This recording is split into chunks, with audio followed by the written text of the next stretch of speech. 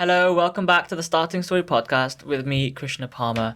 Here we talk to business leaders all around the world about how they started their journey and the story they've taken along the way to get to where they are right now.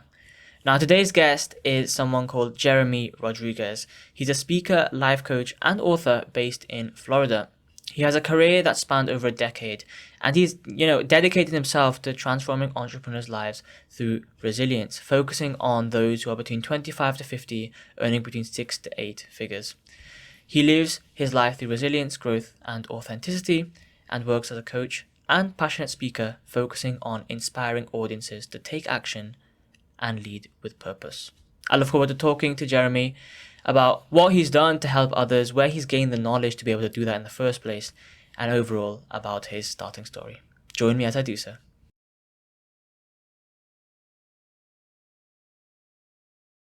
Jeremy, thank you so Yes, much sir. for coming on to the Starting Story podcast. It means a lot, calling all the way from Florida. How are you doing today?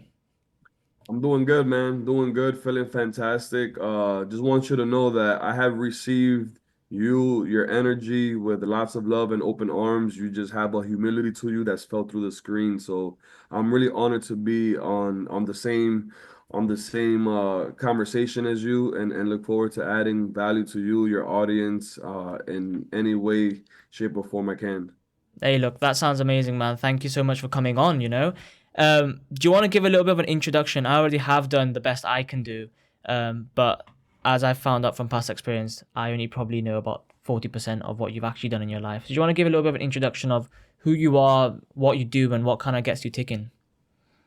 Yeah, so obviously, my name is Jeremy Rodriguez. I am the coach for entrepreneurs, and I say that as with a lot of passion and a lot of love, right? Like every entrepreneur endures so much mentally, endures so much emotionally.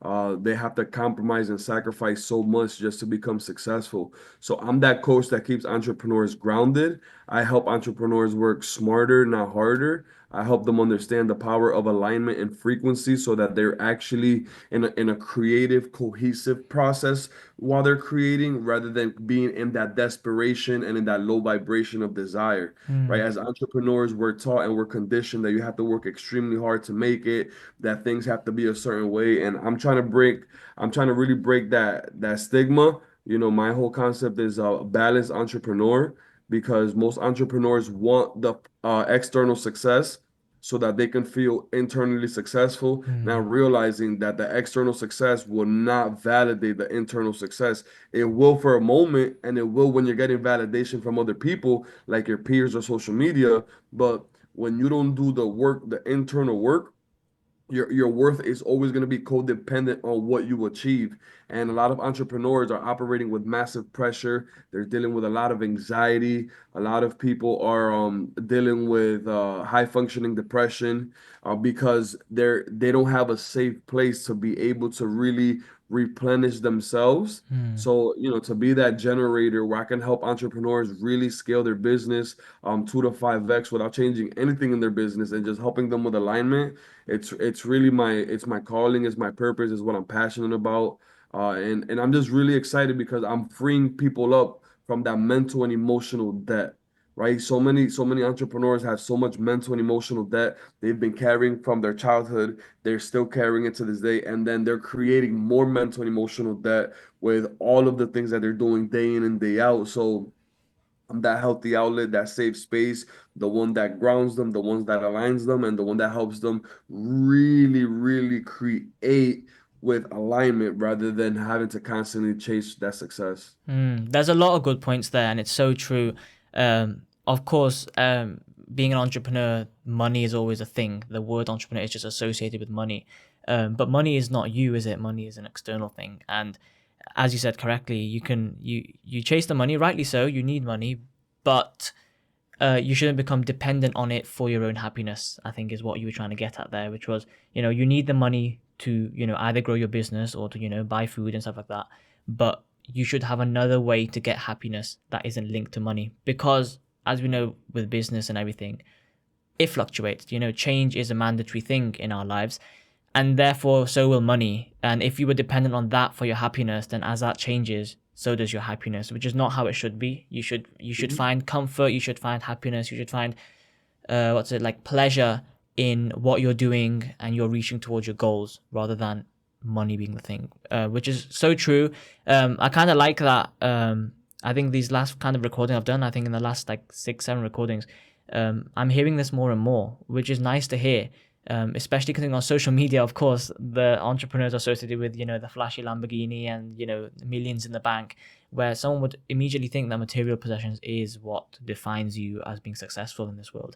So we do need people like you, Jeremy, that are out there to, as you said yourself, ground them. And, you know, whilst realizing that whilst an entrepreneur might be succeeding in one, variable in their life, they are a human and they have different faces. And there might be another face, which is their emotional kind of seeking for happiness, kind of not really knowing where they're going phase, where they actually need the help. And that's kind of where you come in and help them out on that area. And as you said yourself, you don't help them with the business, but just by helping them in that one front of their kind of personality, they kind of help themselves, and Right. they know where they need to go. They're goals oriented now. They have perspective, and yeah, that was you kind of there all the time to help them out. So where did you get this? Where did you first get this feeling? Because I don't think many people are kind of born or inherently know this feeling. Because initially, I think humans, we kind of are materialistic a little bit to some extent, until Mhm. we have some kind of experience where we realize, you know what? Even though I was materialistic, it was that relationship that kept me going. It was that, that hobby that kept me going. What about for you? Do you have a story like that that explains why you feel that happiness should not be associated with material things?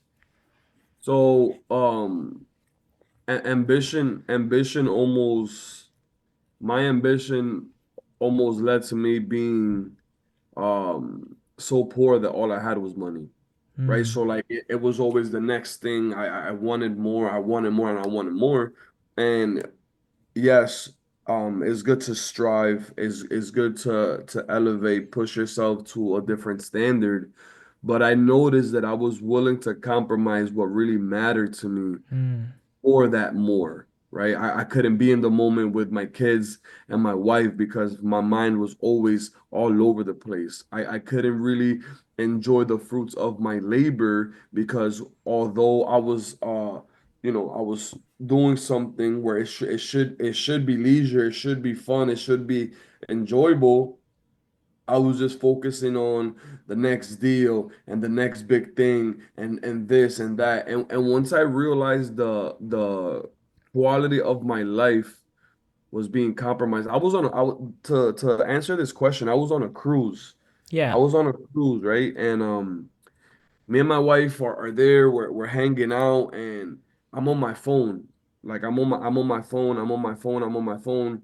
And my wife ends up walking away, and she didn't speak to me for the cruise, Mm, for the remainder of that day. And I'm looking for her. I'm looking for her. I'm looking for her. And I'm like, this is weird. My wife has never done that. So we ended up finally seeing each other in the room, and I said, like, where were you? She was like, I want to go enjoy myself. mm, I'm like, what do you mean? But we're on a cruise. She's like, yeah, we're physically on a cruise, but mentally you're not on this cruise.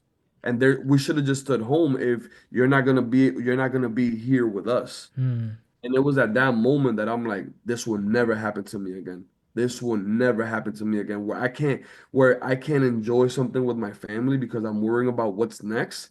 There's no way. And that's where the whole balanced entrepreneur came in. And then when I started to realize that I started to base my value on my achievements and not the person that I was becoming, mm, that's when I decided to take success off of the pedestal because you got to remember, right? We're all operating off of frequency. Every human being is operating off of energy. definitely. So when money and success is extremely important, and you're putting that thing on a pedestal, that importance is going to create more space between you and that reality. So rather than you attracting more success, you're detracting it and you're having to work harder because you're usually operating in that desire and in that fear. Mm, So when you understand that is like, wait a minute, after God, the only thing that should be on a pedestal is me. why do I have success on the pedestal? Success is not gonna make me who I am, right? Like the success is not going to define me. And when I started to focus on like my true value and I started to raise my self-esteem, the clarity changed. And when the Right. clarity changed, the conviction changed. And then when I started to do the internal work that I started to really align myself, right? Align my identity, align my thought process, align my emotional state, align my habits, just align my all of that and reconstruct a new frequency. I'm like, man, I've been playing this game wrong, right? I've been trying to attract from the outside in rather from the inside out. And now, Yeah. bro, like I make more money than I've ever made. I have a work-life balance, 6 hours sleep, 6 hours me, 6 hours my family, 6 hours my business. And that for me is non-negotiable. So the entrepreneur that says that there's no such thing as work-life balance, that's an entrepreneur that in reality doesn't understand what how to actually create, right? Or Mm. if you do understand how to create, then you don't understand how to leverage. Because if you have to work so much to make something happen, and you believe that that's the only way for you to become massively successful, then you have fell into the trap of the I work harder than you entrepreneur. And I refuse to be in that category, man. We got one life. And Yeah. if you're spending your whole life working and working and working and chasing and chasing and chasing, then Well, this you're is gonna this is the age old debate, isn't it? Of people kind of this era of working and entrepreneurship has been shifting a bit more towards work life balance. But of course, if you go back 20, 30 years, then an entrepreneur was destined to grind, grind, grind, make loads of money. But it was almost like even if you're a millionaire, you still grind. Even if you're a billionaire, you're still grinding. It's like no matter where you are, you're still working hard. Whereas obviously now we're seeing this shift towards, well, what's the point? Like Mhm. you've made a million. It's not like if you die, that million's gonna go with you. Like the only thing that's gonna stay is like the experiences and relationships you've had. And we've all heard, I think I was hearing like a speech from like a doctor or something who was saying that, in people's final breaths, when they're dying in front of me, no one says, "Oh, I wish I had $1,000 more." No one says, "Oh, I wish I'd achieved another degree." Oh, I wish I just, got that medal.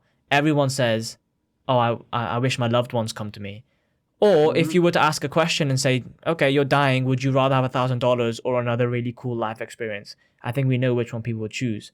So it just like puts into perspective that like if we know which thing we'd value when it all comes down to the end of it, why don't we value it right at the beginning?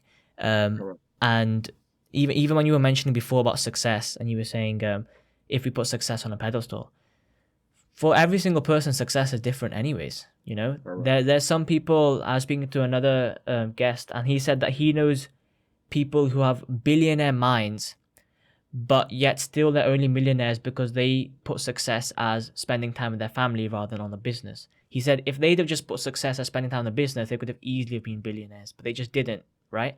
Obviously, for Right. someone on the outside, they're like, well, what a stupid decision. They could have been a billionaire. But for him, he's like, no, it's the right thing for me. And Right. that all comes with that self awareness, that self alignment, because he knew what the right thing was for him. But I'm sure with some of your guests, Jeremy, you might notice that they've been working so hard that they actually don't know what the right thing is for them now. They've forgotten, or if you ask them like, oh, what do you do for fun? Nothing. Or what kind of thing gives you excitement? If I made more money, that kind of thing, where they've kind of detached from who they are in their soul, and they've become the front they have to show for the business. Um, Correct. so how do you kind of tackle that issue? Because it's such a deep issue. Every single person is different. We all know that people's meaning of success is different. People's relationship with others is different. People's way of operating their lives is different.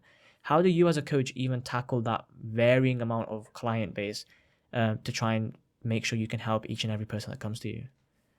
So my first thing is we have to define success, like you mentioned, and we have to understand when did that perception begin, Mm-hmm. right? Because at the end of the day, um, understanding where your perception of success was birthed, it gives you an understanding on why you're approaching things this a certain way and why you associate success with that. Hmm. right? Maybe it's something that you saw as a little kid. Maybe it's something that you didn't see as a little kid. Maybe it was the struggle that you were like, this will never be me. There's so many variables. So it's like I have an intimate conversation with my clients, and obviously I have to qualify them, but I have an intimate conversation with my clients, and I just ask them, what do you value? Hmm. What do you value? And then they tell me what they value, and then I go, all right, so now let's go a little bit deeper. What do your actions value? Because your actions will always tell you your truth. Hmm. So consciously, a lot of people want to value something, but their behavior is what will always say their truth. So when you're able to help people become super aware where they can start to align what they value, their intentions with the correct actions, that congruency would allow people to be in a flow state, not a forced state. So a lot of times people say they value something, but they it's something that they want to believe they value, right? Hmm. So it's like imagine this. Like I'll give you an example. I was talking to this millionaire and I asked him this question. I said, what do you value in life? He said, for me, the most important thing for more than anything is the relationship with my daughter. And I'm like, okay, beautiful. So then we ended up doing an activity where he had to tell me what he did Hmm. for every single hour within 30 days, right? So when I saw when we did everything, right? You times 24 times 30, that's a lot of hours. Yep. Not 1 hour in that 30 days was dedicated to his daughter with undivided attention. Wow. So I told him, I'm like, it's interesting because I'm looking at the numbers and based on what you're telling me, the data doesn't lie. So how come your daughter is nowhere near in this equation, right? You see her in passing, you see her in conversation, but even when you're doing something with her, you're not fully engaged with her. You're not looking at her eyes. You're not interested in her world. You're on your phone. You're trying to delegate and manage and do multiple things, multitask while you're with your daughter. So why would you sit here and be a hypocrite saying that your daughter is the most important thing to you when your actions are saying the complete opposite? And then his way of justifying, because this is what entrepreneurs do. No, but I'm grinding for my daughter. I'm sacrificing for my daughter. I'm doing all of these things. Okay, beautiful. So basically, what you're telling me is who you're sacrificing for is becoming the sacrifice.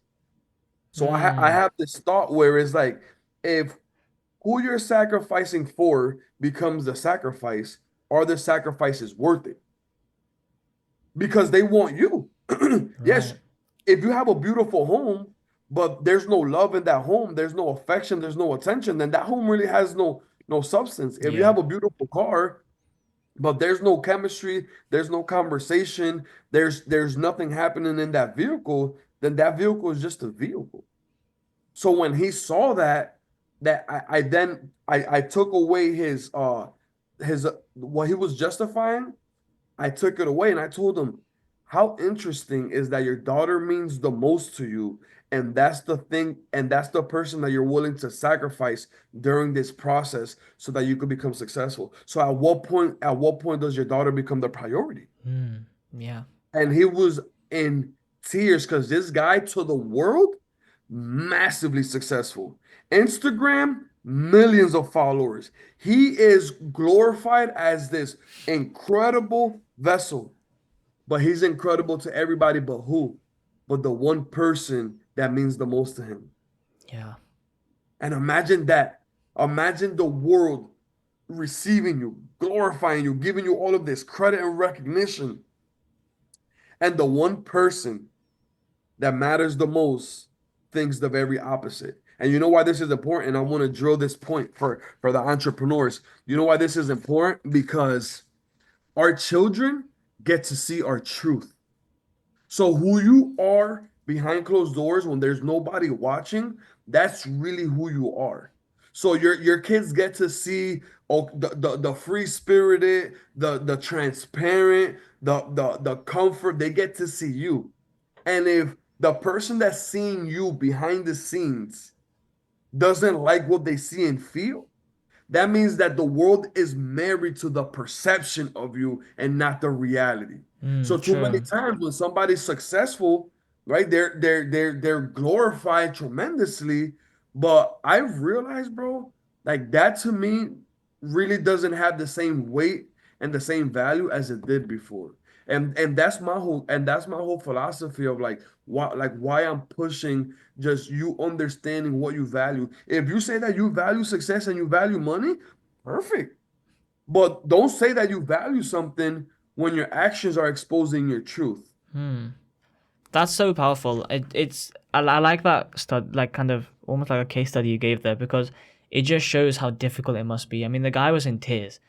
You wouldn't think that, would you? But it clearly for him, he's been so drilled in the work that you've kind of gone through and just hit him where it hurts and just gone, look, I'm just gonna show the mirror to your face.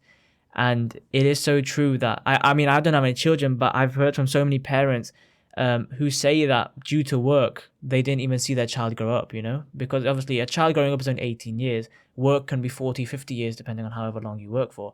Some of them, they're like, oh, I focused so much on work and promotions I didn't even realize when they went from 5 to 15. And it's like, Mhm. that's unbelievable because you're not going to get those years again, are you, with your child? um, but of course it makes sense why work and business takes over your entire priority scale. um, and almost you can't start taking things like children as like granted, like they're going to be at home, it's fine, whatever, I'm supplying them a roof. But are you giving them love and time and affection?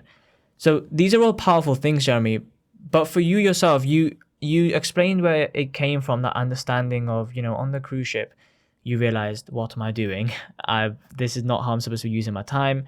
This is not how I'm supposed to be kind of using my life just on my phone when clearly I've paid for a cruise ship and I'm supposed to enjoy a cruise ship. Right. When did you decide that you wanted to help others? Because you could have easily stopped at that point and gone, okay, I've changed my life. Let's go on the right thing. But when do you go, no, no, you know what? I can see there's other people around me. I need to help them. And then when you did decide that, what was that first step like when maybe you had your first client and you were kind of, I mean, it's a new process for you as well, teaching someone else. But of course, you were passionate about it. How did that come across? So just to put this into perspective, man. So I've been working at this since 2009. Hmm. I launched my coaching business in 2012. So I want to go back a little bit so that your audience can really get some real value. So I struggled tremendously with anxiety, depression, and anger. I attempted to take my own life 15 times. Gosh. Where I grew up, overdoses, domestic violence, verbal abuse, all of that was normal. So as a kid, I was on constant survival mode. One day, my mom would be singing salsa with a broom, cleaning the house. The next day, she's throwing that same broom that she was singing with. One day, my father is whistling and dancing. The next day, he's body slamming my mom. So, like, I was seeing that Hmm. and being exposed to that and just seeing the unpredictability in energy and mood within my household, it just created a lot of uncertainty within me. I didn't know how to manage my thoughts. I didn't know how to manage my emotions. So I went through a very, very gruesome process of just trying to survive as a little kid. Hmm. As I got older, that I became a parent, it was one of those things where either I take my life or I sacrifice my old life for the new one. So I didn't know how to get rid of negative thoughts, right?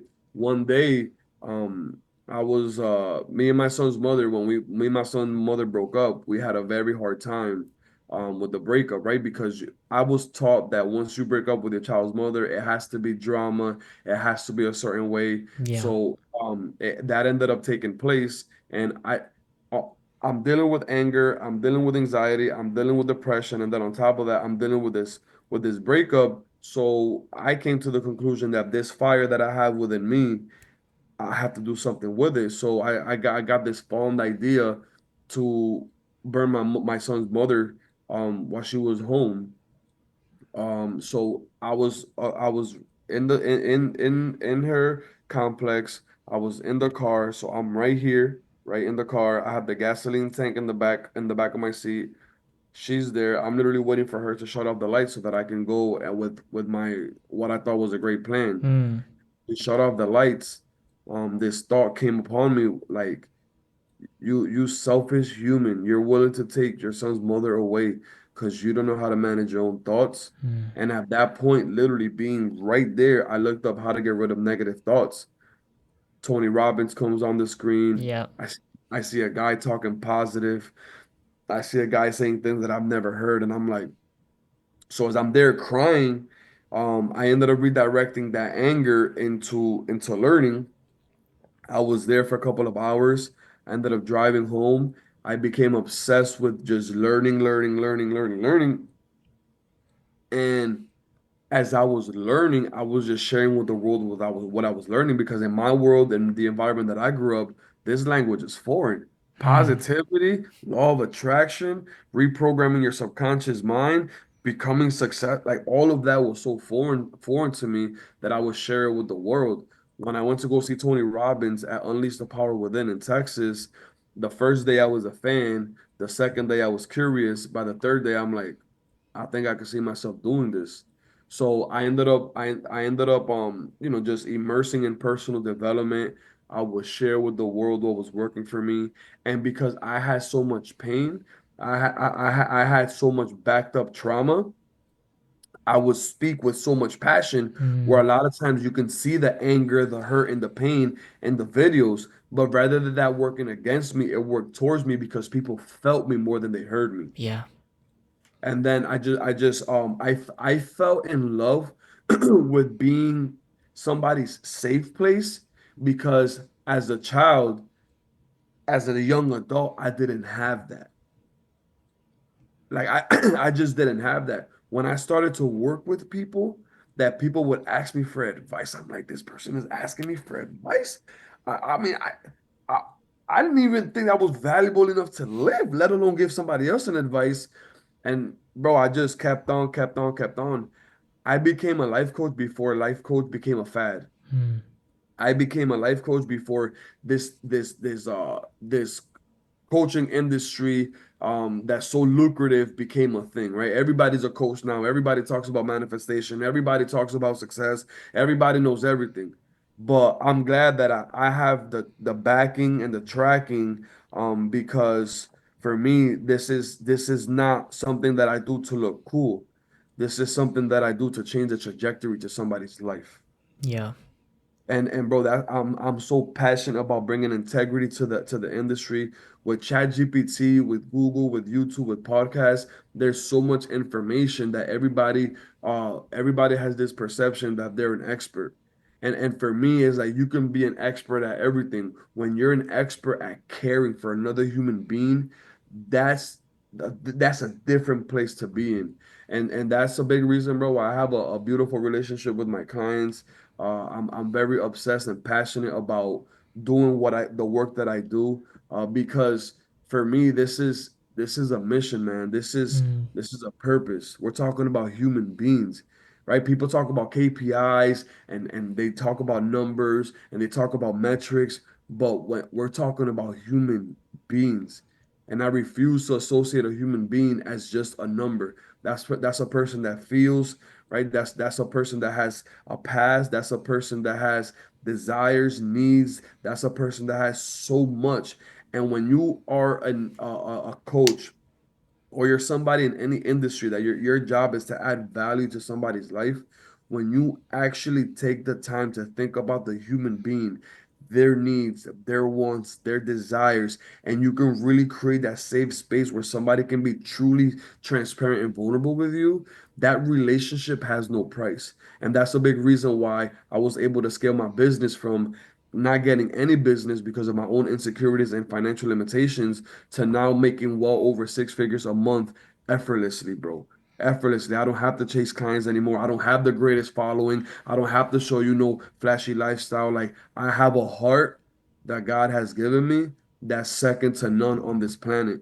And I give you this, I gave you all of this because I feel like this is what's missing, man. I feel like this Mm, is what's missing is just like that level of care for another human being. And that's what I'm trying to bring to every podcast. That's what I'm trying to bring to any environment. And that's my message, man, is that every human being matters and every human being is dealing with pain their own way to the best of their ability.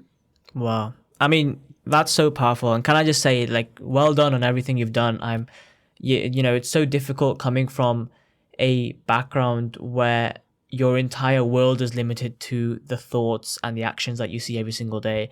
And it is so true that in communities around the world, um, it's almost like, you know, for so many people, for example, you might grow up in a village or in a city, and then you spend your entire life in that city. So you've never seen the rest of the world. But then what people don't put under that caveat of never seen the rest of the world, you've never seen the thinking of the rest of the world. And that's kind of where you got that separate. You realize that, wait a second, not everyone is filled with these negative thoughts. Not everyone feels anger. Not every breakup has to be such a bad thing.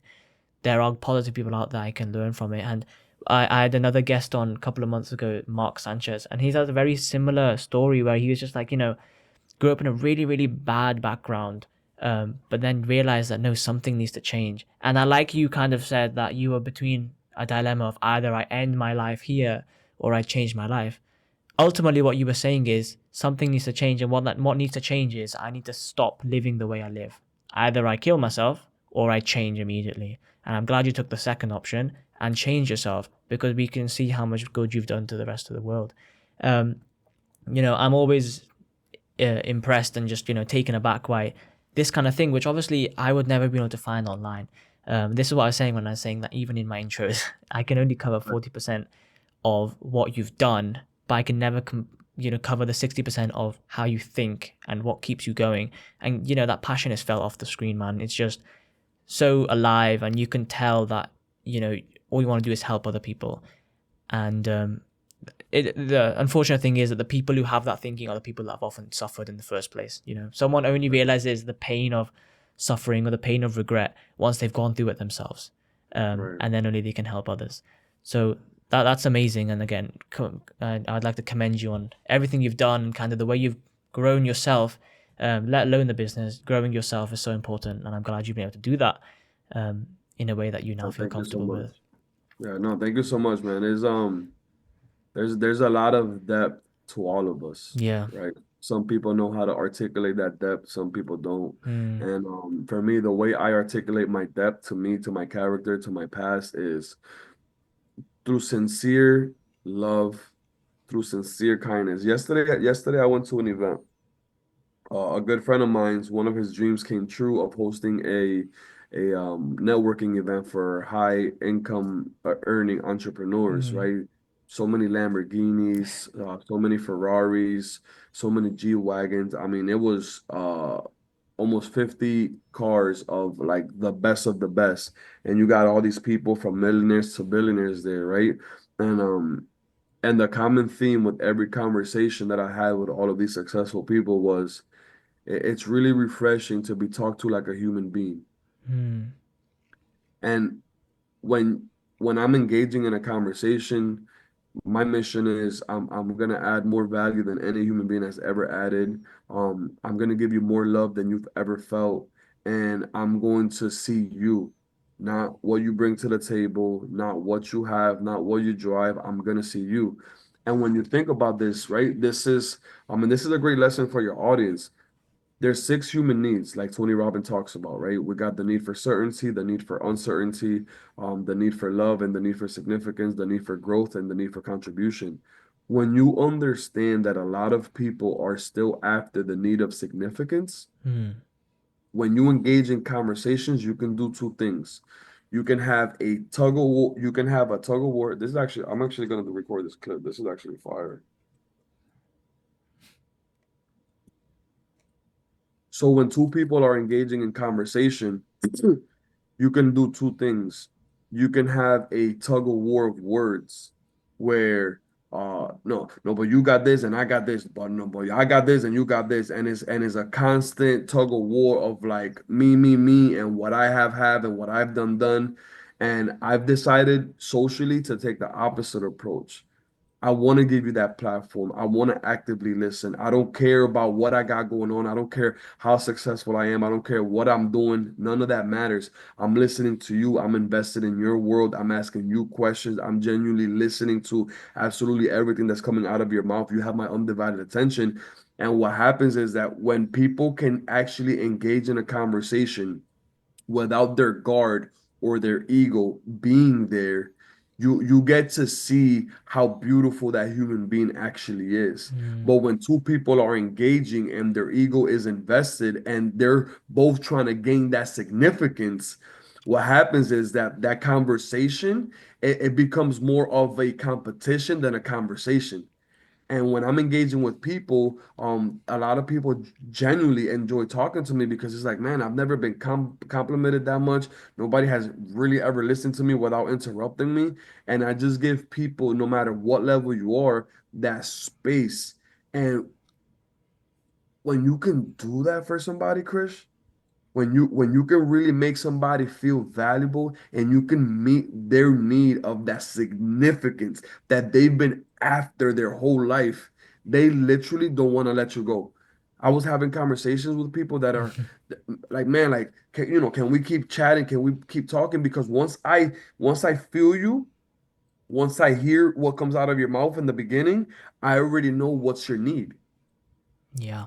So when you can be that unselfish and really be that active in conversation with somebody, and you can really establish that rapport, not because it's fake, not because you want to be liked, but because you genuinely care, you create so many beautiful relationships that those beautiful relationships create that law of reciprocation. That law of reciprocation eventually comes back with compound interest. So you get to the point where you have a whole bunch of amazing people that feel like they're in debt with you because you simply cared.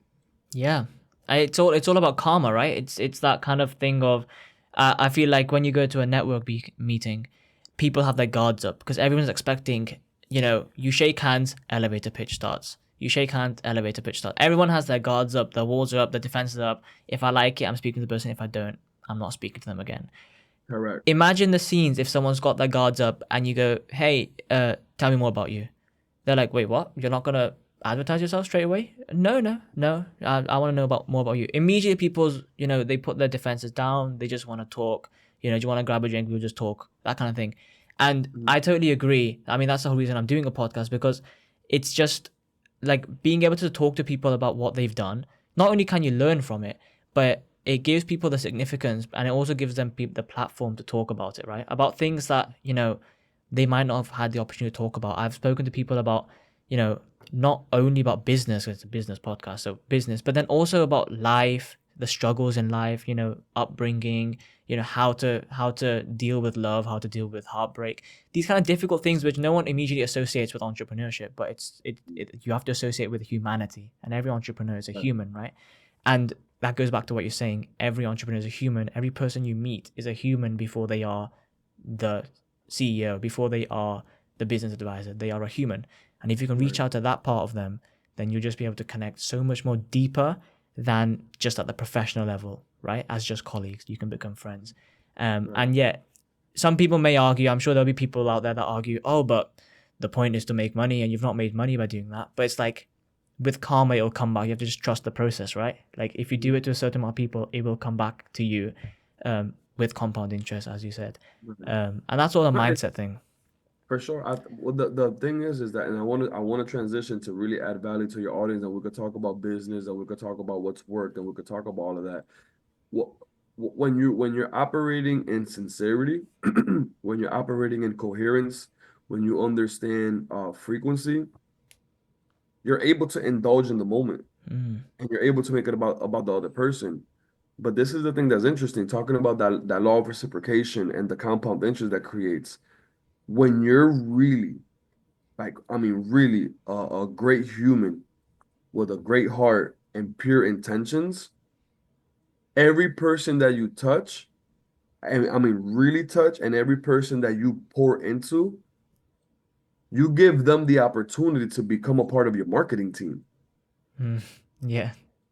So a lot of times people are paying a lot of money to market themselves and they're doing the ad stuff.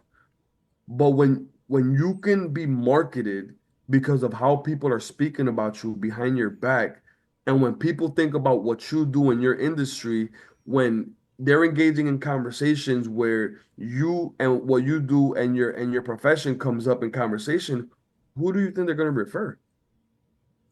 Yeah, exactly. They're going to refer the person that moved them the most emotionally.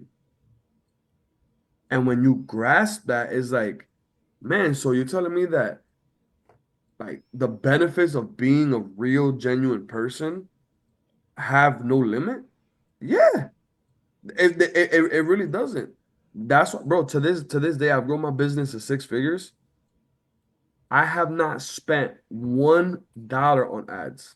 Wow. Not Krish, not one that I've never boosted not one. Not one thing. Personally, I've never boosted not one thing. And when you see my audience, I got 15,000 on Instagram. I got 5,000 plus on, I mean, I got 5,000 as friends on Facebook. I got, some more people that follow me and stuff like that. My audience is not that big. My sphere is maybe less than 20,000 people. So how is it that I'm getting those numbers? Is because I really know how to build relationships. And that's actually, I'm going to be writing a book on this, how to get anyone to like you without kissing their ass.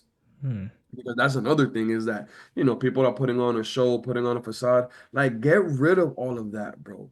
Like, we're human beings at the end of the day. No matter what we do, no matter how much money we make, we still have to shit, we still have to eat, we still have to bathe, right? We still have needs, we still have wants. So like get rid of like that facade, man. We're living in a time where with all of this information and the access that we have to so many lifestyles, like people feel more insecure than ever. Yeah, that's true. And that lack of worthiness shows up in how they treat other people in those relationships. Yeah. It's so true. It's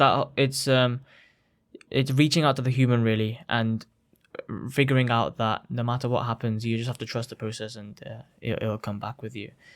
And you on your own, you've done this, okay, and you've been able to help people.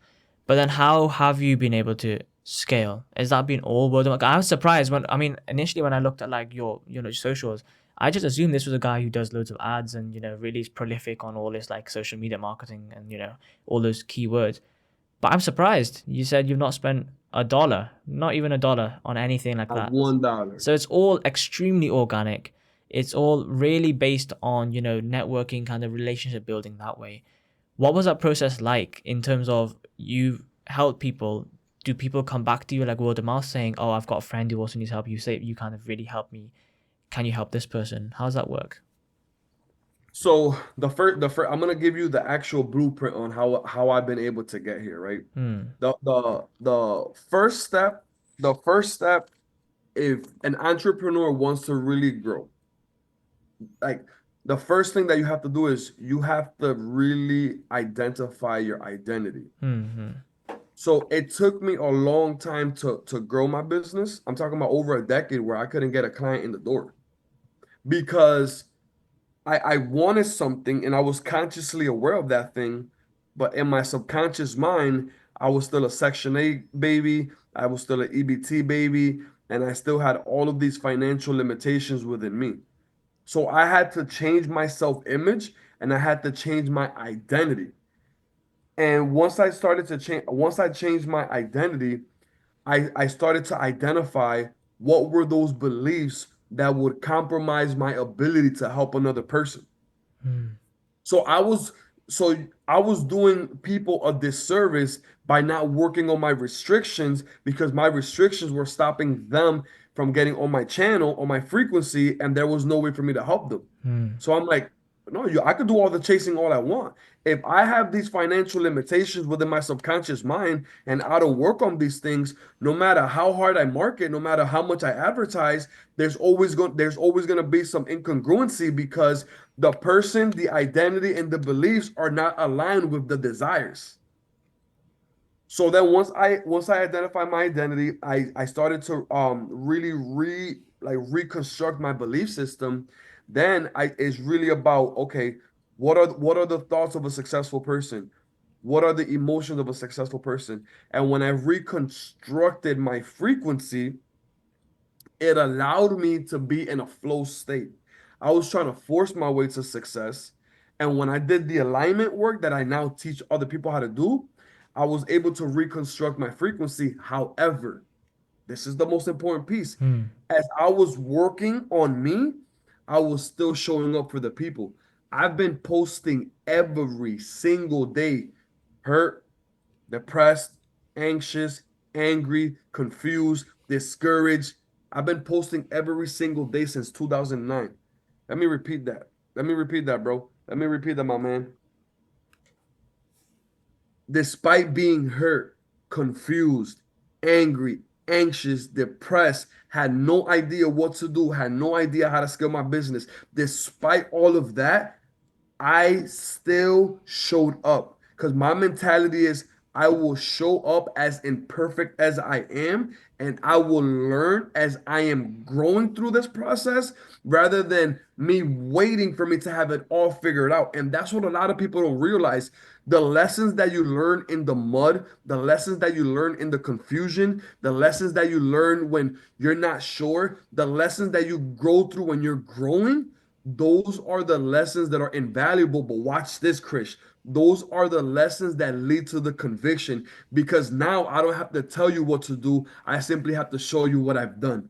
And a lot of people want to tell people what to do without living it. So now for me, I'm operating in massive conviction because you can't tell me that I didn't overcome killing myself 15 times. You can't tell me that I didn't overcome having to go through this and this and this and this and this to get. You can't tell me that. You can't take my results. Hmm. Yeah. So showing up consistently and posting and being real and being vulnerable and saying this is how I feel, this is what I've done, this is who I was, this is what I've experienced. I was just showing up, posting every single day since 2009. So at some point, even if you don't hear me, but you seem that consistency, which is what most people lack in, at some point you start to pay attention. At some point, right? So I posted every single day since 2009, Hmm. and then I was so obsessed with the fact that I was able to create a different human that I wanted to share that with as many people. So content, I was reaching out to so many people. Hey, how are you? How's everything? And bro, every to this day, I reach out to 100 people a day. Now, thankfully, I have a team that can support me with that. Hmm. But every day for the last few years, I'm reaching out to 100 people every single day, regardless of how I feel, because my mentality was this. This is my mentality, right? My mentality was, because this is so far, I'm enjoying this conversation. My mentality was if I have to filter through 1,000 people to be able to help that one, I'm going to do that. Because when you actually care for that one, it doesn't matter how many people you have to filter out through to get to that one. And that's what I'm saying, that when you care about what you do and you're genuinely passionate and obsessed about helping another life, you show up that way. Most people are not. Most people are using other people's needs and vulnerabilities as a way to suppress their own self and their own insecurities. So I help this person. It makes me feel good, and it really it serves as a band-aid to my truth. That shit is deep, bro. It's For me, true. it's like no, but when I tell you I care for you, I will probably care for you more than you will ever care for yourself, and that's the gift, right? For me personally, I feel like that's my competitive advantage. So what's cold outreach? What's warm outreach? What's content? What's building relationships? What's adding value to people's life and networking events? I'm doing whatever I got to do to find the one. And once I find the one and I deliver on that one with this intensity, that one, I leave the one no choice but to tell that other person, bro, this person really has changed my life. Yeah. And it's just refreshing, bro. So long story short, you hear content consistently, you hear cold outreach, you hear warm outreach, you hear adding genuine massive value to other people's life, and is being able to do that behavior consistently despite the mental and emotional fatigue that comes with that process. Okay, it's interesting because many people won't be able to do that. Most people, Mhm, like you said, 10 years you went without a client in the door. I mean, I cannot think of anybody who could basically keep something going for 10 years, still posting every single day without any major return, right? I think it's human nature, it's just in our biology that after a while we just have to go, well, this is futile, we'll just move on with things. So, mhm, kind of, what is your thought process, or how do you make sure you're on it? Obviously, now it's different because now you've got a client base, now you've got mhm, people you need to serve. But if you go mhm, back then, right, you didn't have anyone, you could have easily just quit. Like, no one would have known. It's not like no one in the world would have been affected by the fact that you try. Let's say you tried for 5 years and you went, it's not really working out. Let's just mhm. call it quits. Let's just do something else. No one would have known. So, Right. what was it that was keeping you going? I want to know kind of how did you have that energy that, no, this might be the day. No, oh, it wasn't. Okay, tomorrow might be the day though. Oh no, day after tomorrow might be the day. Where does that come Mhm. from? So coaching is not what I do. Coaching is who I am. Mm-hmm. And I know you felt that when it's who you are, Mm. you can't even process doing anything else. So for me, it's like I wasn't posting to gain. I was posting to genuinely help. Mm. And I couldn't like I think the greatest way of putting it, bro, that will really put it into perspective. If Tony Robbins would have never showed up and done those videos, then maybe there wouldn't be a Jeremy Rodriguez. Yeah, that's And the true. thing is that it may not be the first year that you help somebody. It may not be the second year that you help somebody. It may not be the third, the fourth, the fifth. But I'm willing to risk all this time to finally be that vessel and that instrument for another life. And when I tell you, I could not see myself not showing up for humanity, that thought doesn't even exist. Because again, this is coming from a real place. We're talking about real pain, Mm. real suffering. And when I think about how many people have suffered in silence, are going through so much, and they don't have the confidence to reach out to help for help, I'm like, I want to be that hope for that person. Mm. And when you have, I feel like when you honor God, I don't know about, what's your take on your faith and stuff like that, but when you have this understanding that you have a real purpose in life, you have to protect that purpose with all of your might and soul. And I think the problem is that people think that they have a purpose, but all they've learned was a way to get attention so that they can hide them. Mm. Yeah. And for me, bro, when I tell you adding value to another human's life is really my life's mission, that's non-negotiable. So was there days where I felt like not doing it? 1,000%. Were there's times during this journey where I felt like quitting? Absolutely. Especially when I was putting seminars together, Chris. I was putting conferences together. After marketing, after going all out, doing videos, doing all of these things, nobody will show up. Mm. Like an entrepreneur has to be willing to endure all of the punches that they're going to take in the face before they can actually see some type of result. Right. And when you're able to do that long term and you're able to develop that grit, that discipline, that's a behavior that you can apply to your business as your business starts to grow.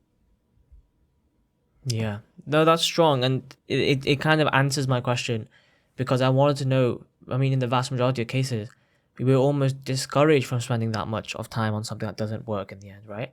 And, I'm thinking even some of your clients, if you were to tell them, obviously you probably don't, but if you were to tell some of your clients, look, man, it's not looking good. Maybe just spend 5 years working on yourself. Don't work on the business. Spend 5 years working on yourself. I think most people would be like, no, that's not why I came here. I need to I need to work to be an entrepreneur. I can't just work on myself for 5 years. I can't just work on Mhm. myself for 10 years, let alone. So, do you ever feel that? Because obviously, there's this. It's not really that much of a disparity, but there's a small kind of disparity between, of course, you saying be yourself and find out who you are, live true to yourself, but on the same time, as an entrepreneur, you are there to run a business and make money, and at least you need some element of material because even if you want to grow your business, you need money to grow the business, right? Mhm. And then there's you who spent 10 years or a very long time anyways, Mhm. not growing your business, just working on yourself. That can cause disparity between some people, right? Either your clients or maybe people who are looking at it from an outside point of view, thinking, how can I trust this guy who spent 10 years for no actual gain in those 10 years? He could have Mhm. failed and he would have still been continued. How can I trust this guy to then help me when I'm struggling? What if he just sends me on a 10-year loop as well? I can't afford that time. What do you say to that Right. person? Yeah, so the thing is that I invested 10 years so you don't have to. Mm. So for me, I invested 10 years because I was gonna grow and live those 10 years no matter what. So my Mm. mentality was during those 10 years, I was still put because I launched my coaching business in 2012, right? Mm. And during those 10 years, even though I was working on personal development, but my limitations and my subconscious mind still didn't allow me to seek the help that I needed in order for me to expedite the process. I Right. didn't know what that was, right? I didn't get my first coach until 2022. Wow. Okay. 10 years. Yes, so like for me is like I was doing all of this. All of this was so foreign to me. And what made it easy to grow through these 10 years was the fact that it was keeping me alive. So when I would watch a video, when I would go to a conference, when I would go to a seminar, when I would go to an event, when I would listen to this audio, when I would listen to this podcast, like all of this just kept me alive. So I was just so grateful of that. And mind you, right? Like I had my jobs. Like I used to work for group homes. Like I used to work for a lot detention centers. Like it wasn't that okay, 10 years I was freaking not doing anything, right? But while I was working, I was still working towards something that meant something to me. And I just refused to quit on something because I would think about it, bro. Like I would think about even if I would post, I would be like, you know what, this is it. Like this is it. Like this is it. And I would literally get pulled back in thought. Like, no, Mm. no, no. Like, and that's where you know that's your thing. When you try to do something else or you try to quit and you keep getting pulled back to that. And I'm like, like I just don't see anything different. And again, man, when for the people that are listening that have that lens of curiosity or that lens of doubt, that's okay. Because I was there, right? And if you ask a coach, would you rather have a coach that they just decided to become a coach a couple years ago and they learn all of these chat GPT prompts and they learn all of this marketing and they can help you, right? That's a coach can help you become successful. Mm. But when you're with a coach, when you're with a coach that actually has really lived it, like really lived it, and they've been trying to coach at least for this period of time, that's a different level of passion. Like there's no way that the coach that's a coach that just became a coach recently a couple of years ago, there's no way that that person has the same level of passion as somebody that has gone through this over we're talking about I started in 2009. We're in 2025. We're talking about 16 years, bro. Yeah. We're And talking then about 16 years. and then how do you kind of counter that again with the same thoughts of some people who say if you're going to do anything in life or anything with a business, you should study it, learn it, really be it before you go into it. But then on the same side, some people say if you're going to do something, don't worry about completely being it, learn it as you go along. You've done a mixture of both because you've done that whole era of I'm going to focus on self growth before I start teaching others. But at the same time, you are like, I'm going to do the social media, I'm going to learn as I go along. But they're two different kind of approaches.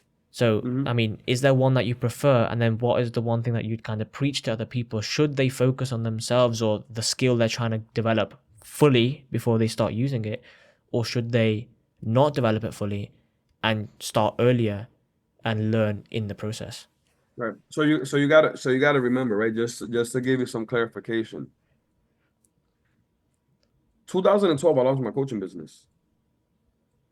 I was still trying to grow my coaching business.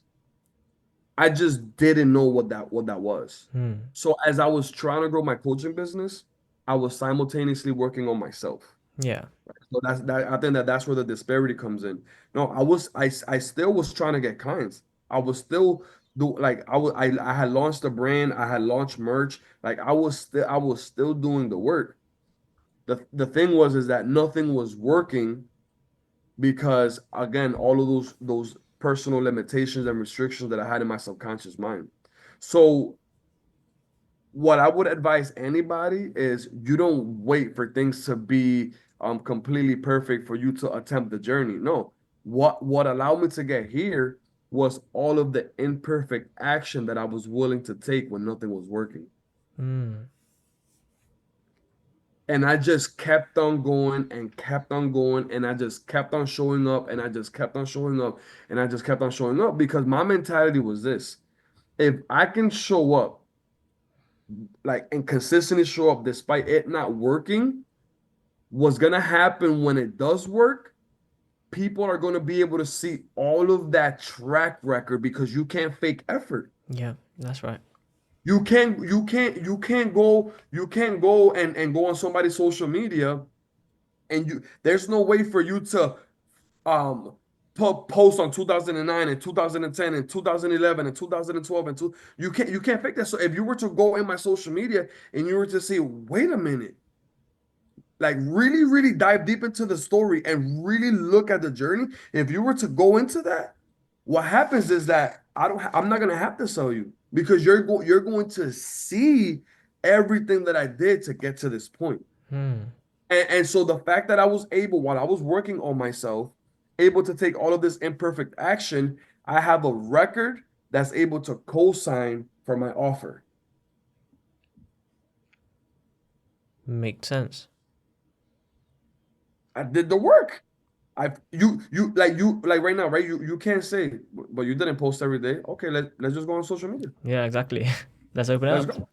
Let's start from the beginning from 2009 and from 2009 to 2025. Let's see how many times I missed. Right? Let's see on social media. You're gonna be able to see me living in a one-bedroom apartment where my son was sleeping on a futon on the floor to now living in a five-bedroom apartment, 5,000 square feet in Florida in a beautiful environment, living a dream life. Like you can't tell me that didn't happen. You can and I've documented the journey. Yeah. And I feel like that's what a lot of people don't understand is that people will fall in love more with the process than the prize. Because my process is what's gonna make it relatable for you. How this man that went from being angry, depressed, anxious, didn't know how to manage his thoughts, didn't know how to manage his emotions. How did he go from that to this? I've have publicly documented everything, the good, the bad, the ugly, and everything in between. How this man that went from wanting to take his own life to now writing a book and helping other people live theirs to the best of their ability. You Hmm. can't fake that. So for me, like this is where my conviction comes in, Chris, is that like I've done the work and I no longer have to prove anything to anybody. And when you're operating in that space, people feel that. And that's why that's why my clients are willing to pay me anywhere from 10,000 to $25,000 to work with me. There you go. You do the track record, you go in and you do your research. There's a lot of substance there, bro. I mean, the thing I'm picking up really is that, you know, life is a continuous learning journey, and even the coaches that people will reach out to, even they are themselves learning. No matter what happens, no one can say, if someone says to you that I don't have anything left to learn, then stay away from that person because they're clearly lying. Oh my God, bro. So anywhere you go, there's always learning to be done. So, like kind of the question I posed to you was, some people kind of try to say that either you learn or you do. Not necessarily. You can learn and do at the same time, which is what you've done, right? Hmm. Because there's no need for you to spend too long learning and then doing. And at the same time, there's no need for you to start doing and going, oh, I didn't learn it properly. Do them both at the same time. You're getting that theoretical knowledge, but then also you're doing and learning in the job, in the process. And it's all about building those results. And often, to be honest, I mean, you're a different case, Jeremy, because you've got everything documented. But with Hmm. someone out there going, oh, but not everything's documented for me, people don't know what I've done. Not everyone needs to know what you've done. They need to feel what Right. you've done, right? Because again, Exactly. if people know what you've done and that's what you're looking for, then it goes all the way back to when we started, that external validation. You can't link your happiness to others' external validation anyways, because that's a recipe for disaster. You need to link it to your own validation. So even if you're, let's say, 20 years into business and then you're struggling now and you're going, oh, if only I started recording everything as YouTube videos, sure, maybe that would have meant that you had a record that if someone did question your legitimacy, you could go, well, here's my YouTube channel, open it up, here's my YouTube videos from since the year 2000. But at the same time, do you need to be like that? If someone questions your legitimacy, you can go, I don't have any paper proof for you, but look at the way I've helped this person. Or, Hmm. you know what? I'll give you a discount. I'll help you out fully and then you'll understand, because I know after me helping you out in the way that I can, you'll bring other people to me because I'm so passionate about what I'm doing. I'm going to change your life for the better. And it's Of that course. kind of, because the only reason you can do that is because you have that self confidence, that self awareness, and that self validation, which no one can Hmm. take away from you. Even Correct. if everything around you falls down, no one can take away what you've built inside yourself. So I think that's kind of what we've really, delved into, to understand how as a person, you've managed to grow something so organically, which is unheard of nowadays. And social Hmm. media is something that you can start posting for free, but then you Hmm. can also market it for free. You can pay people. You can have entire advertising teams behind this. Yet still, you Hmm. hear like, no, I advertise to myself and my skills and the way I've changed other people, which is a very noble thing to do, and it's clearly working now. And sure, it's taken you those years to build up that repertoire. It's taken you years to understand what's the right and the wrong thing to do. But then Hmm. you're also, everything you've understood, you're able to dispart that onto the people that you're helping, and all your clients that come to you, you've kind of saved them that time. I liked your Right. answer, which is like, sure, someone could say to me, oh, but you spent 10 years. How can I trust you? It took you that long to learn? Yes. But at the same time, would you rather spend those 10 years, or would you rather me just tell you what I've learned in those 10 years? Exactly. Most people say, you know what, I'd rather you just tell me, because if I don't want to spend those 10 years. And that's where you Right. come in, right? Right. And so kind of, do you have any, you, it's so inspirational what you're doing. When you're teaching other people, I'm sure you come across some people that are in like a brain block, because we've talked about how, how you could, think about this and you can change their life. You think about this and you could change the way you think. But there will be some people that you've come across. I mean, I've come across them as well, where you try to explain something to them and they just don't get it. You try Hmm. to, even if they're doing something bad, I've got some friends maybe who like, delved into alcohol or gone into smoking or whatever, that kind of thing, and Hmm. you're trying to tell them no, this is not good, and they just don't get it, and you're like, how on earth do I put this in a way that they get it?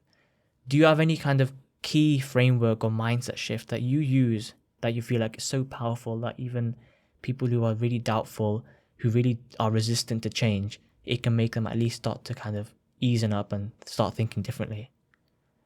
Yeah, so that's a good question, man, because I've thought about this a lot, and the reality is that when somebody has a closed mind and they don't have a growth mindset, Mm, no matter what you do, they're gonna be fixed on who they are, yeah.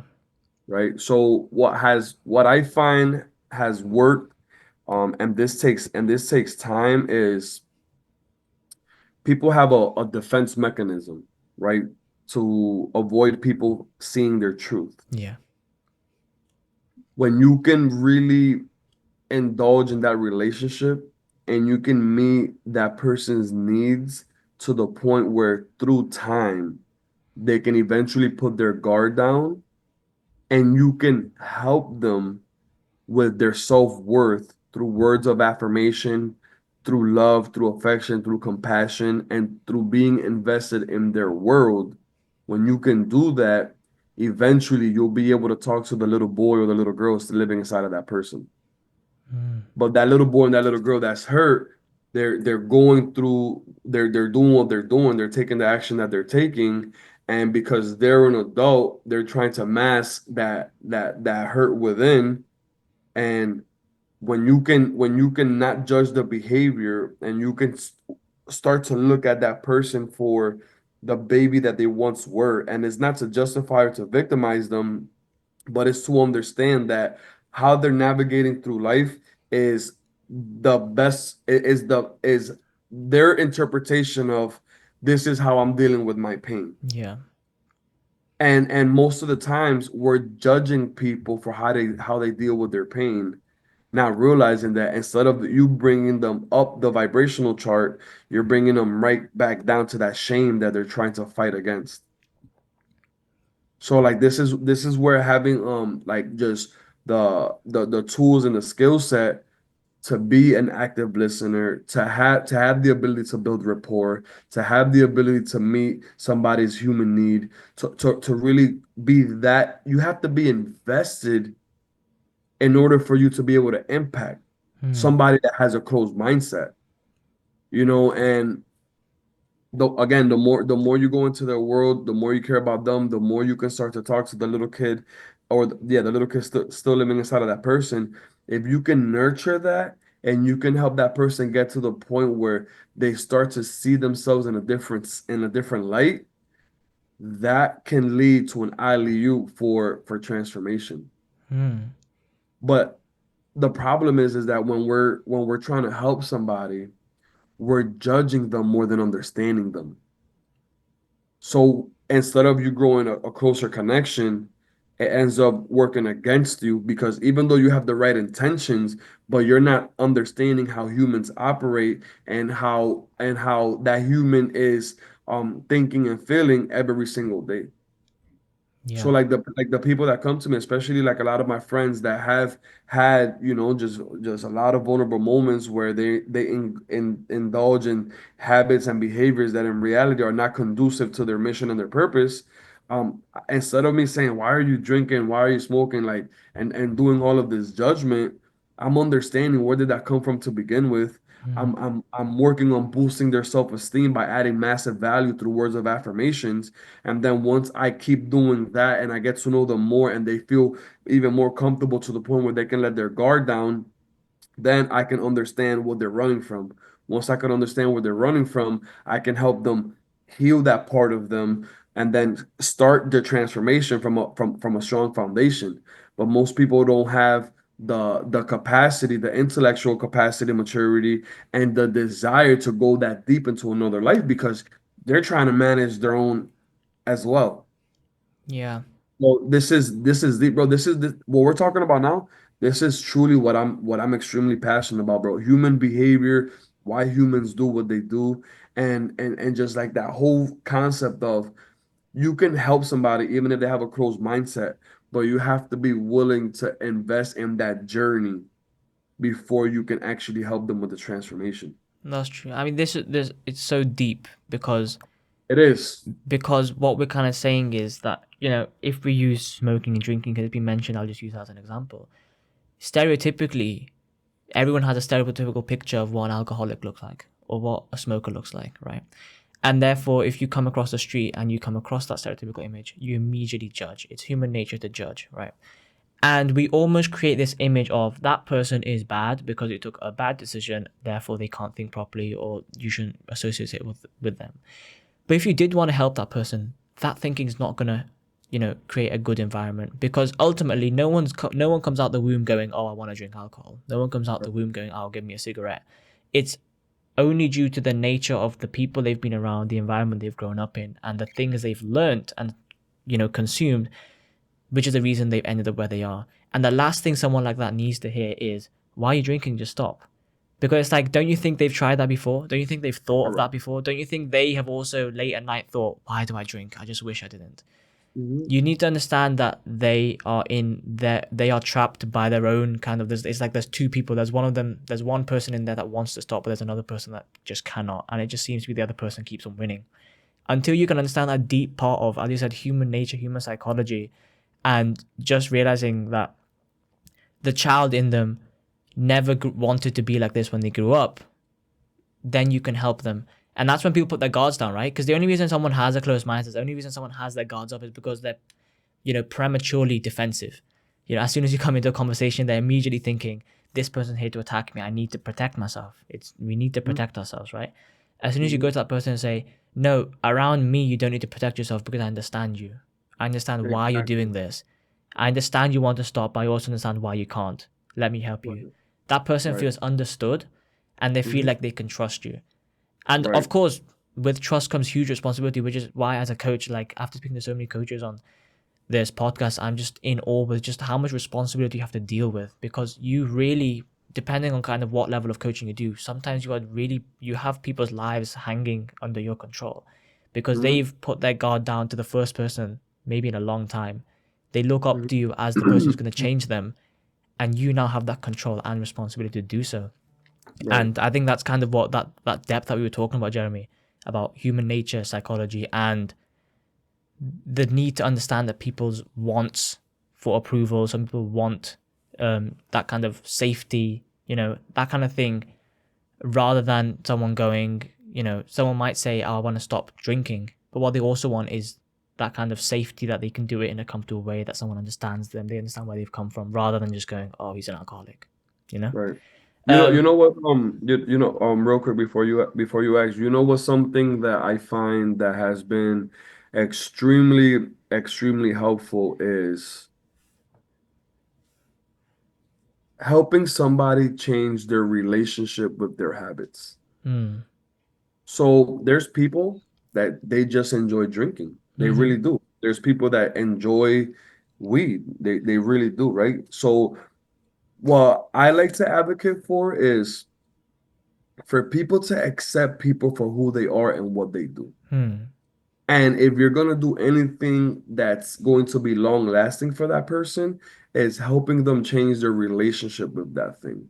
So you want to drink, you want to smoke, there's nothing wrong with that. At the end of the day, I don't believe there's anything wrong with that. And this is coming from somebody that I've never tried alcohol, I've never smoked, I've never done anything, literally nothing, right? hmm, And I can still party like a rock star, but I've never done anything. But when you help somebody change their relationship, now you drinking to celebrate is different than you drinking to escape. You smoking to create is different than you smoking to suppress. So hmm, being able to change that relationship is like a great initial seed to start, because eventually if you develop a relationship strong enough, like a lot of my friends, right? I have a lot of friends that drink. And they're like, man, for some reason, when I'm around you, I don't have the desire to drink as much. And I have friends that smoke, and they'll be like, bro, for some reason, I don't know if it's the respect that I have for you, but for some reason, I don't have the same desire to want to smoke. yeah, And I said, you want to know what it is? Is that when you're around me, you're not having to deal with a lot of those thoughts and those emotions of everyday life, right? Because you have a safe place where you can express with no judgment, but then you have somebody that's looking to add so much value to your life that it gives you that dopamine that you're seeking from those substances. hmm. Yeah, that's a nice way of thinking, because the reason I like that is, with this kind of difficult conversation, when you are trying to change someone's habit that some people have had for decades. I like the way you said, you don't always have to just automatically reverse it. You can just change the way they think of it. And the reason that's compounding is, not only have you changed the way they think of it, but you've also proved to that person that they are capable of changing themselves.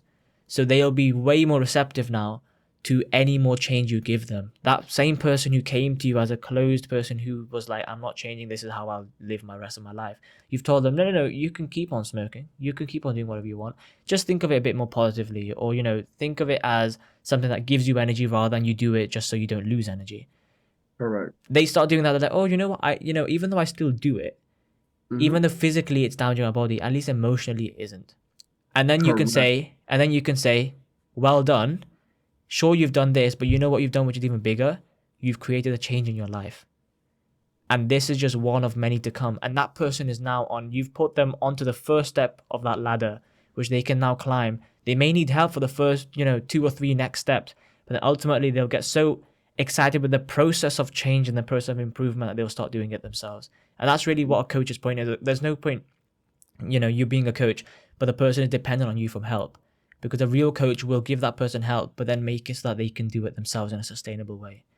So, it's like that weird quote of like, a successful coach ends up with no clients at the end because he's helped them all. They don't need his help anymore.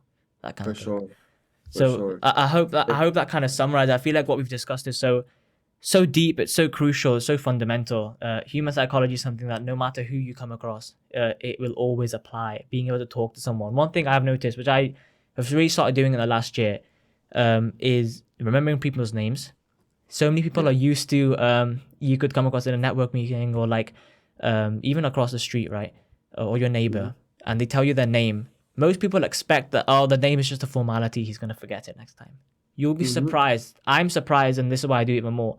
As soon as you meet that person 3-4 weeks later, they've forgotten your name, but you're like, hey, Dave, nice to see you. They're like, whoa, how do you remember my name? I thought you'd forget it. It's like, no, I love the conversation we had. Immediately, they're like, I like this guy. How did he remember my name after 3 weeks? I thought it was just a formality thing. It's such a small thing. Even people I'm around, they say, Krishna is really good at names. I'm like, I am, but that's because I'm actively trying to remember a name. Like, I'll create pictures in my mind. If there's someone come across with you always have that one person with a really difficult name and you're like, oh, for goodness sake. But then I'll go home and I'll note it down. I'm like, I need to figure out a way to remember this in case I bump into them again. Because it just changes it. It's like a free way to create a better relationship. And it's just like a life hack, really, if you want to build a better bond with someone. So this is something that, Jeremy, honestly, we could have spent 3 episodes talking about this stuff and we'd still probably only have scratched the surface because psychology is such a amazing topic. I'm always enthralled about talking and I find it so interesting. But hopefully, like, it kind of it's been a good summary of kind of what you've done, because sure, you've created a coaching business. What you've also done is change people's lives after you've been able to change yourself. And considering where you started, and you had those bad thoughts, you had suicidal thoughts, you even tried to take your life. Just such a almost a pit that, again, stereotypically people assume you can't get out of that. If you've gone that down low, then I mean, what are you expecting to get out of it? But as I said, kudos to you for recognizing that, no, this is not me. I'm capable of more. Reaching out to videos of Tony Robbins and other positive, inspirational speakers out there. Just to like get your brain to rethink, realizing that there's another way of thinking out there. There's another way of living out there that I might have not ever experienced before. And then doing it, pursuing it, dedicating your life and resources to it, your time to it. And then realizing, what, if I can do it, and if I was struggling so badly, I know thousands of people would also need that help. And just reaching out in a slow kind of marathon way, really, over, so many years, but knowing that this is my purpose, knowing that this is kind of what I was here to do. And sure, it may take as long as it wants. I may have to filter through 1,000 people to reach the one person who chooses me. That's okay, because if I didn't filter through the 1,000 people, that one person never got to speak to me. They never got the help they deserved. And then realizing that every human is a human before they are the job, the profession, the qualification they have. They're a human before it. Everyone comes as a baby, everyone dies. Recognizing that in this cycle, no matter what position you're at, you still have similar wants and needs on an emotional level. And as a coach, no matter where you are, even if you're not a life coach, you might be a dance coach, right? Which seems a lot less serious as a life coach. Still, if you're trying to persuade someone, encourage them to take up dancing, and when they're going, I can't dance, you still have to reach out to the human side of them and kind of open their eyes, enlighten them, and make them feel like whatever it is, it's worth doing. And Mhm. yeah, hopefully that's a decent kind of summary of what we want to do, Jeremy. Hopefully this kind of, as I said, the stuff we've talked as could have been done over so many episodes, and I'm sure we can do another episode in the future to Oh talk yeah, further. I see it, man. You remind me a lot of a younger Jay Shetty. Just your energy, Oh, thank you. your humility, your ability to ask questions, your ability to listen to the answer, giving me the space to be able to really pour. You know, as you can see, my mission is to really add value, man. Yeah. And I feel that uh I'm very big on going like just one level further, right? A Mm, lot of people like to talk about like surface stuff. I like to go really, really deep because I feel that with so much information out there, what people are craving more than anything is real wisdom and real wisdom of something that's not read, but something that's been lived. mm. So I've really enjoyed this conversation with you, man. I really have want to give you my tip my hat off to you for doing such an amazing job with the podcast. Proud of you for even embarking in this journey. I feel like you're gonna really help a lot of people with your platform, because you're somebody that's very digestible. You're somebody that is you're very warm felt, you know, even through a screen. So this has been this has been a very pleasant experience to say the least. Thank you. That means a lot, Jeremy. And as I said, I look forward we can keep on talking in the future as well, and organize more podcasts as things get on later on down the line. Thank you so much for coming Absolutely. on. If people want to know more about what you do, who you are, and your book that's coming out, where do they go? So at Inspired by Unity, which is my Instagram. Mm-hmm. Facebook, the one that you have is Jeremy Rodriguez. And then if anybody really, if they've gained any type of curiosity out of this conversation and they're like, man, like for some reason that kind of tugged me a little bit emotionally and they just want to explore more with no expectations, my email, my direct email is inspiredbyunity@gmail.com. And I'm gonna send you all of this. That way, you know, you could put it wherever. And then my actual phone number, my direct phone number, where people can gain um that direct access via text message is 413-459-5554. I'm somebody that I don't ever want to be that coach that's too cool for the people, Mm, even though I do have a team, but I like people to have that confidence to have direct access to me. This is not all systems and processes. mm, Despite the demand, like I really love to give people that time of day. And I want to offer your audience, for whoever's listening, a free growth call where we can get a call, we can get on a call together. Maybe we can tackle a mental constraint, an emotional constraint. Maybe we can gain some clarity, or I can put you on a path of conviction. That way you can really explore a more purposeful and meaningful life that can lead to massive fulfillment. I'm going to be offering your audience that because I feel like the people that you're attracting are the type of people that are in my sphere, you know, just those good people that they just want that edge in life. They want to do more, be more, be better for themselves and their families. So I'm gonna offer you guys that as well. And again, no expectations. It's completely free, nothing to lose, and everything to gain. So that's my token of appreciation to you for the work that you're doing. amazing. Means a lot. And honestly, your passion is felt through the screen, man. It's right from the beginning. Your smile, it's infectious. It's amazing, Mm. and uh, you're doing amazing things with people's lives. So much responsibility, but you're managing it so well and making sure that it's all that power is channeled to a good medium.